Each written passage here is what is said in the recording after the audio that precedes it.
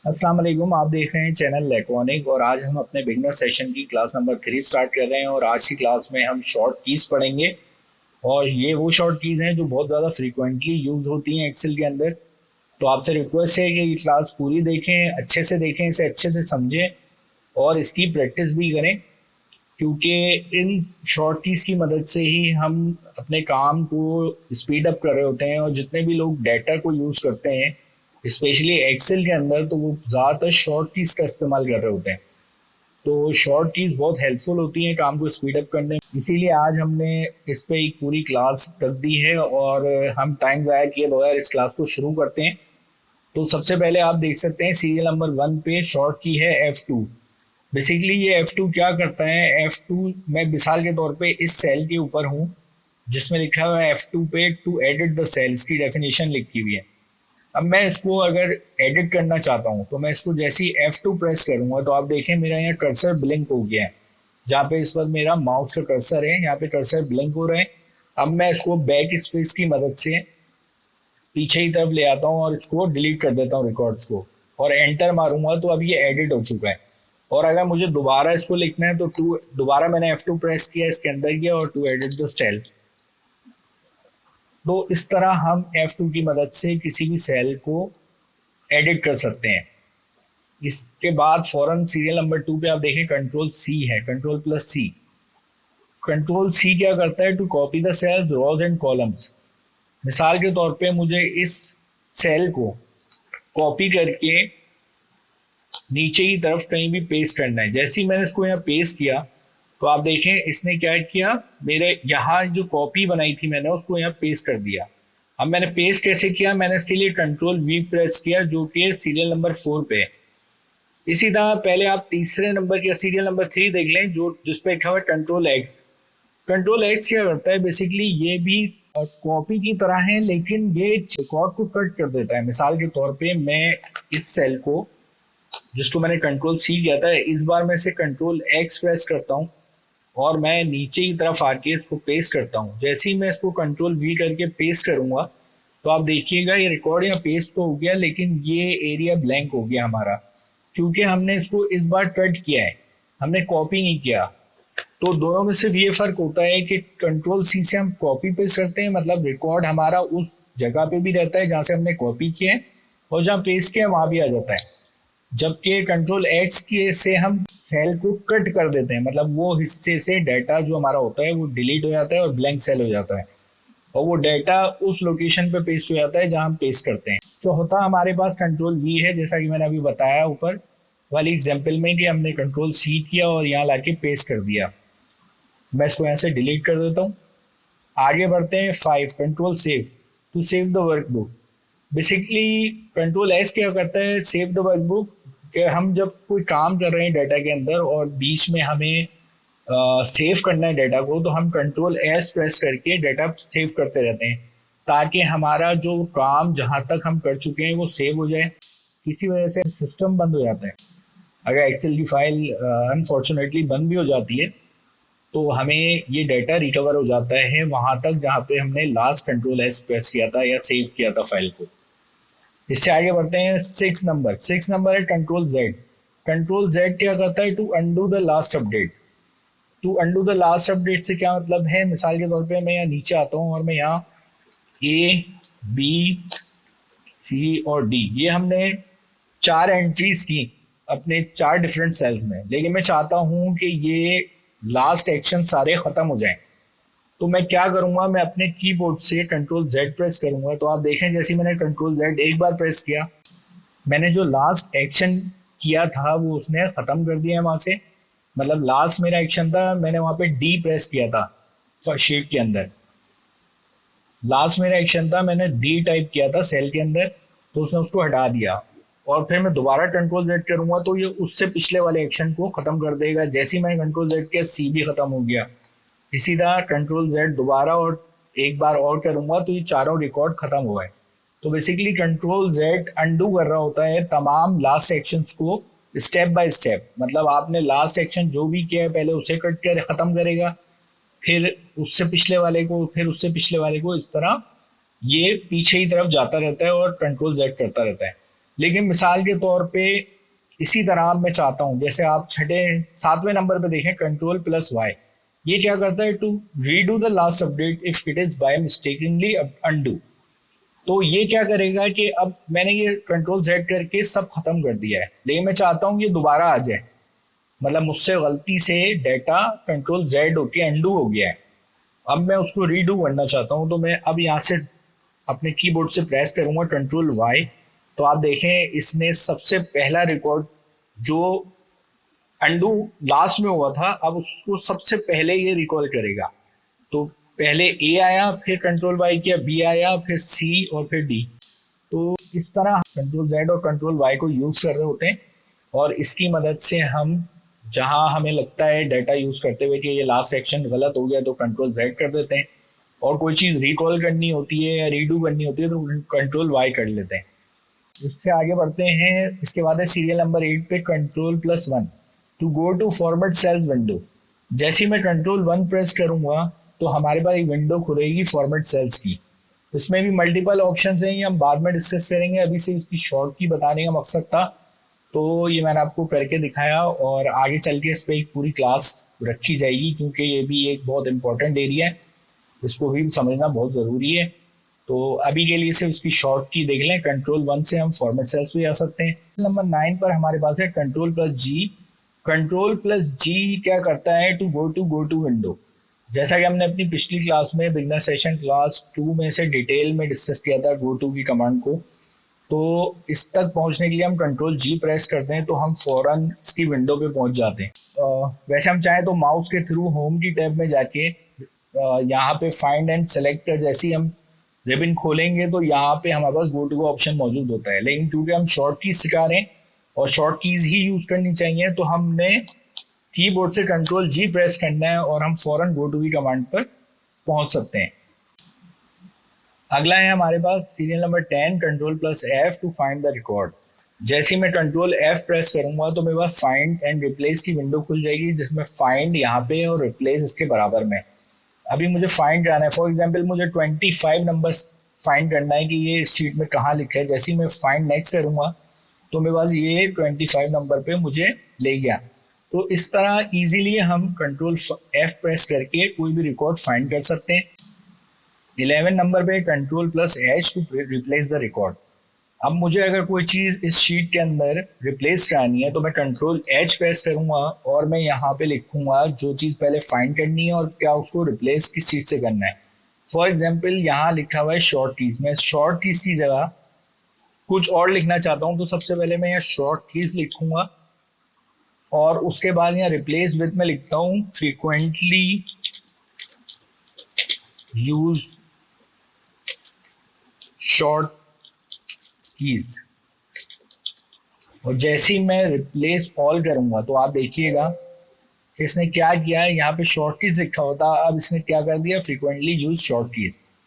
तो इस तरह कोई भी रिकॉर्ड रिप्लेस कराने के लिए हम Ctrl+H प्रेस करके चीज को रिप्लेस करा सकते हैं। अब मैं Ctrl+Z करके इसको अंडू कर देता हूँ, आप देखें इसने दोबारा इसको यहाँ पे शॉर्ट कीज लिख दिए हैं।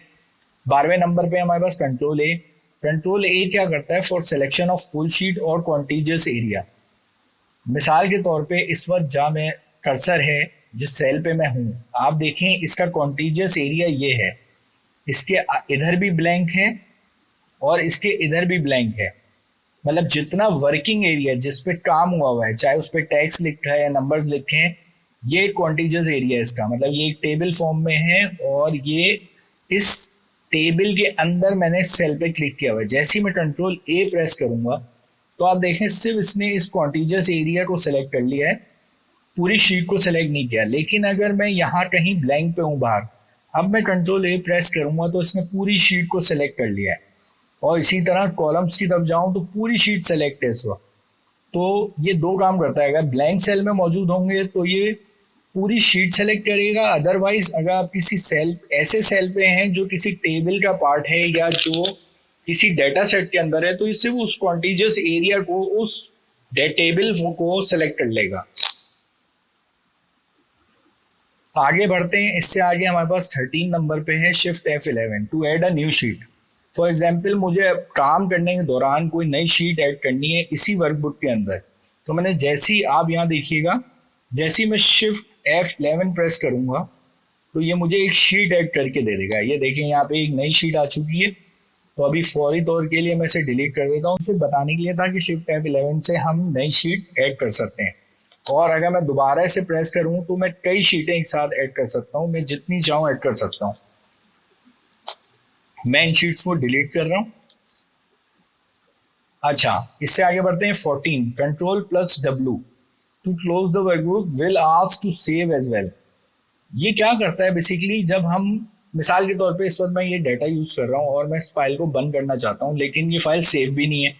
मिसाल के तौर पे मैं यहाँ कुछ ऐसा लिखता हूँ और अब मैं जैसी Ctrl+W प्रेस करूंगा, देखिए ये हमसे यहाँ पूछ रहा है कि want to save your changes, मतलब इस फाइल को, इस वर्कबुक को जो आप बंद कर रहे हैं, इसको मैं सेव करूं या ना करूं। तो मैं इसे यहाँ से कैंसिल कर देता हूँ। ये सिर्फ अभी समझाने के लिए था। तो इस तरह से हम शॉर्ट की के थ्रू अपनी फाइल बंद कर सकते हैं। अगर वो ऑलरेडी सेव होगी तो ये आपसे ये नहीं पूछेगा, और अगर आपने कोई ऐसा काम किया है उस शीट में और सेव नहीं किया है, उसे Ctrl+S नहीं प्रेस किया है, तो ये आपसे खुद पूछेगा कि क्या मैं इसे सेव करूं। आप सेव करेंगे तो ये बंद कर देगा और वो डाटा सेव हो जाएगा। इससे आगे बढ़ते हैं 15 नंबर पे हमारे पास है Ctrl+9 टू हाइड रॉज।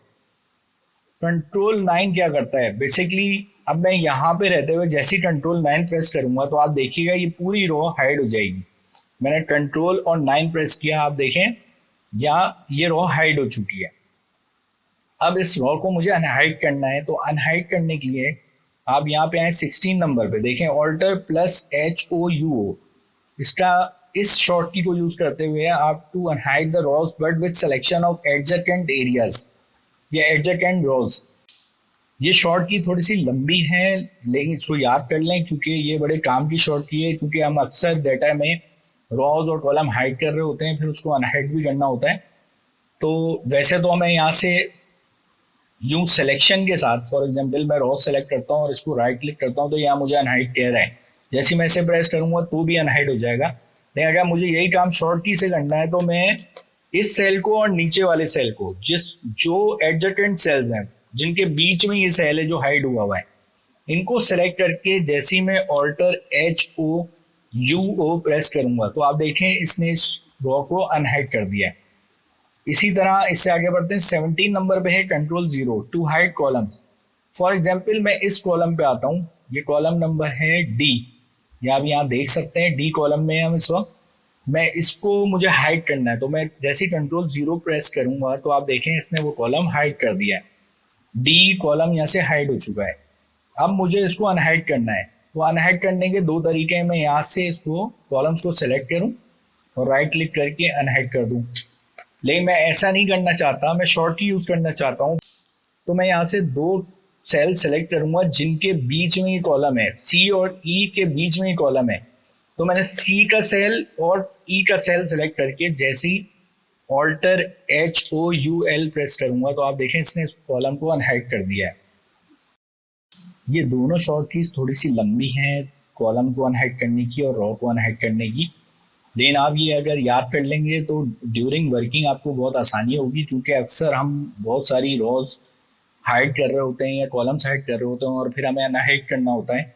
तो ड्यूरिंग वर्किंग जब आप स्पीड में होते हैं तो उस वक्त फिर आपके लिए बेहतर ये होता है कि आप सिलेक्शन करके फौरी तौर पे कोई भी चीज़ हाइड या अनहाइड कर सकते हैं। इससे आगे बढ़ते हैं 19 नंबर पे Alt+OHR, और इसमें लिखा हुआ है to rename the sheet. For example ये मेरी शीट का नाम है शॉर्ट कीज और मैं इसे चेंज करना चाहता हूँ, तो जैसे ही मैं Alt+OHR प्रेस करूंगा तो आप देख सकते हैं अब ये सेलेक्ट हो गया और अब मैं इसका नाम चेंज कर सकता हूँ। फॉर एग्जांपल मैं इसको सिर्फ एस कीज का नाम देना चाहता हूँ। जैसे ही मैं ये करके एंटर प्रेस करूंगा तो इस शीट का नाम चेंज हो चुका है।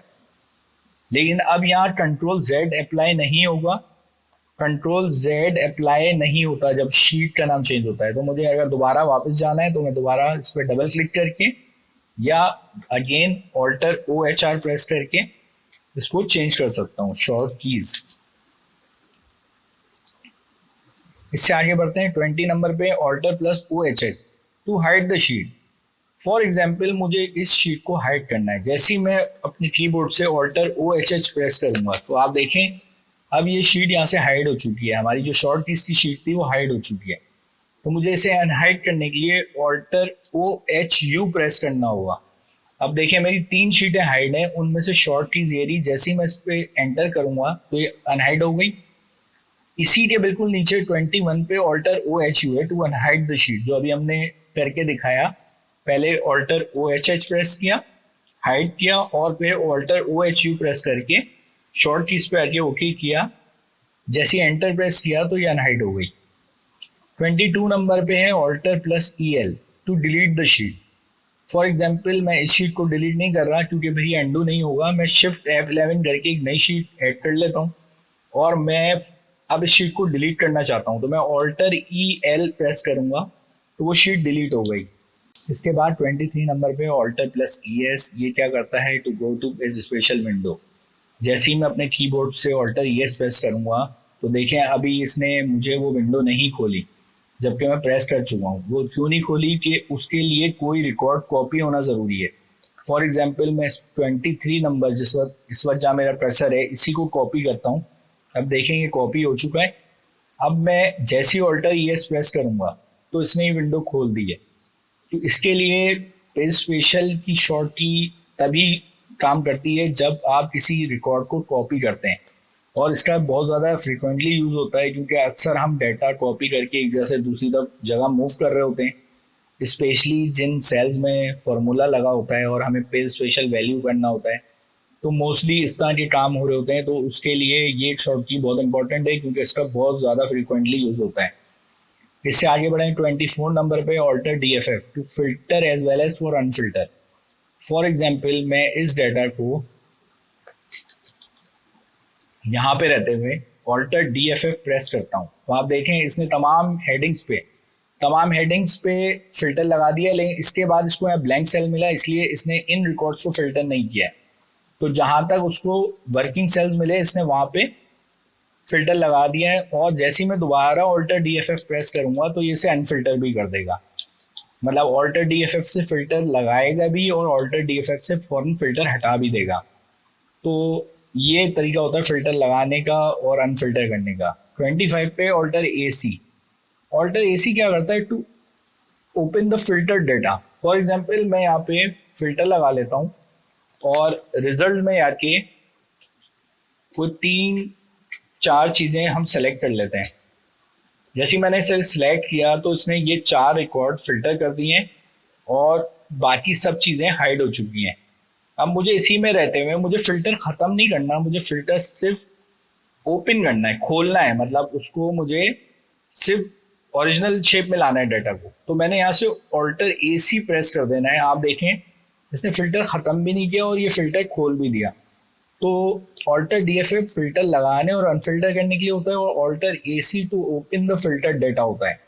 तो ये भी इम्पोर्टेंट है, समटाइम इसकी ज़रूरत पड़ती है जब हम कुछ टिपिकल डाटा यूज़ कर रहे होते हैं, उस वक्त हमें इस चीज़ की ज़रूरत पड़ती है। ये मालूम होना ज़रूरी होता है, ये भी ज़रूरी है इसे मालूम होनी चाहिए ये शॉर्ट की, और ये काम आती है अक्सर डाटा यूज़ करते हुए।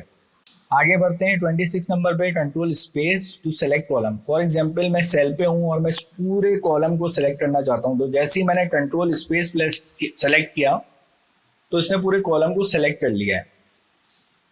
अब इसी के आगे अभी ये कॉलम सेलेक्ट है, इससे आगे आप देखें 27 पे control plus and control minus. Control plus क्या करता है, to insert column, and control minus to delete column but with selection as mentioned above. अब मैंने इसको सेलेक्ट कर लिया है और मैं चाहता हूँ कि यहाँ इसी जगह पे एक कॉलम ऐड हो जाए।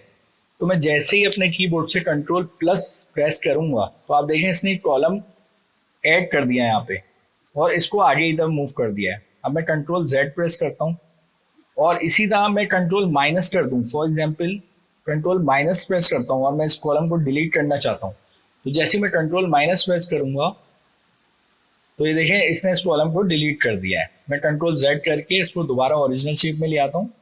तो ये तरीका है किसी भी वक्त कॉलम को सेलेक्ट करने का, और कंट्रोल प्लस या कंट्रोल माइनस करके यहाँ पे कॉलम ऐड या डिलीट करने का ऑप्शन मौजूद है शॉर्ट की के थ्रू। 28 पे आए, यहाँ पे है shift space to select row. अब मैंने जैसे पिछली एग्जांपल में कॉलम सेलेक्ट करके दिखाया, इसी तरह शिफ्ट स्पेस के साथ हम कॉरिडोर पे रो सेलेक्ट कर सकते हैं। और 28 पे आप देखें कि शिफ्ट प्लस स्पेस, इसके बाद 29 पे आप देखें control plus and control minus. Control plus से insert row and control minus से delete row, but with selection as mentioned above. अब ये रो सेलेक्ट है और मैं यहाँ चाहता हूँ एक रो ऐड हो जाए। जैसे ही मैं कंट्रोल प्लस प्रेस करूंगा अपने कीबोर्ड से, तो यहाँ देखें इसने एक रो ऐड कर दिया और इसको नीचे की तरफ मूव कर दिया है। मैं अगेन कंट्रोल जेड प्रेस करता हूँ और दोबारा ओरिजिनल हालत में आते हैं। और अब मैं कंट्रोल माइनस प्रेस करूंगा तो आप देखिएगा ये रो डिलीट कर देगा। जैसे ही मैंने ऐसा किया तो उसने वो रो डिलीट कर दी। मैं कंट्रोल जेड करके दोबारा ओरिजिनल हालत में आ गया। 30th नंबर पे हमारे पास है alter ASS to go to sort option. जैसा कि हमने इसे बिगनर सेशन क्लास नंबर 1 में थोड़ा सा पढ़ा था और वो बहुत बेसिक था। इसको हम इन फ्यूचर आगे इसकी पूरी क्लास भी रखेंगे, क्योंकि ये एक बहुत इंपॉर्टेंट टॉपिक है सॉर्ट का। तो अभी के लिए मैं आपको बता दूं कि ऑल्टर एएसएस प्रेस करके हम सॉर्ट की विंडो में चले आते हैं और यहाँ से हम मल्टीपल सॉर्ट्स लगा सकते हैं डाटा में। तो ये सब हम आगे पढ़ेंगे, लेकिन अभी के लिए सिर्फ इसकी शॉर्ट की समझ लें कि ऑल्टर एएसएस के थ्रू हम शॉर्ट की विंडो में चले जाते हैं। आज की क्लास को यहीं क्लोज करते हैं और इन शॉर्ट कीज को अच्छे से समझें, इनकी प्रैक्टिस करें। और इस वीडियो को अगर ये पसंद आए तो इसे लाइक करें, सब्सक्राइब करें चैनल को और अपने फ्रेंड्स और रिलेटिव से शेयर करें। अल्लाह हाफिज़।